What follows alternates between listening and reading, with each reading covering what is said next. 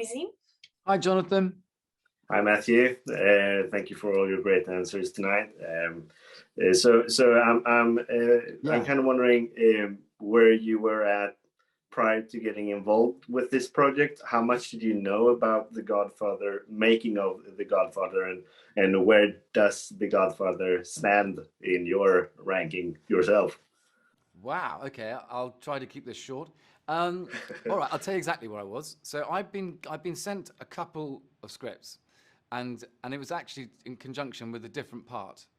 And I was like, and I read them. I'm like, well, I'm sure they'll give me a call. A week goes by, 2 weeks goes by, 3 weeks goes by, and I was just like, oh no. Well, it's probably someone terribly good and terribly famous, and that'll be it. But I'm still really keen to see, because the level of the writing was so good.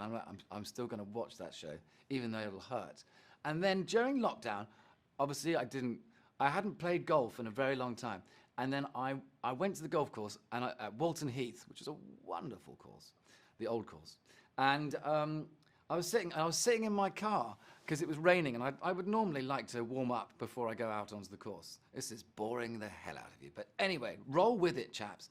And so I was sitting in my car, and I watching the rain, and suddenly my phone went off, and it was all my agents. And I was like, oh my God, what have I done? Oh no, I'm gonna be in trouble. I've done something, or I've said something at some point.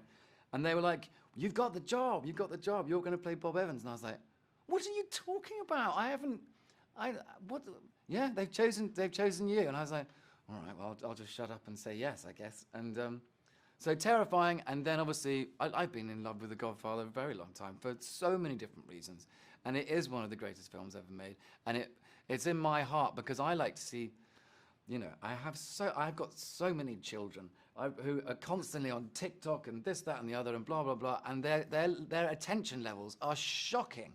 But I suppose luckily, because I started watching, I'm a little bit older, I love something that unfurls itself at a slower pace and takes its time and sets the story up, and and has texture and nuance, and so The Godfather for me is just, it's an absolute dream. It's also 3 hours, of just sheer joy. And there's not been many films that have been made since that are as good and have that level, that I still have that wonderful sense of anticipation when I'm like, oh, I get to watch 1 and 2 again. 3, not so much, but I get to watch 1 and 2 again.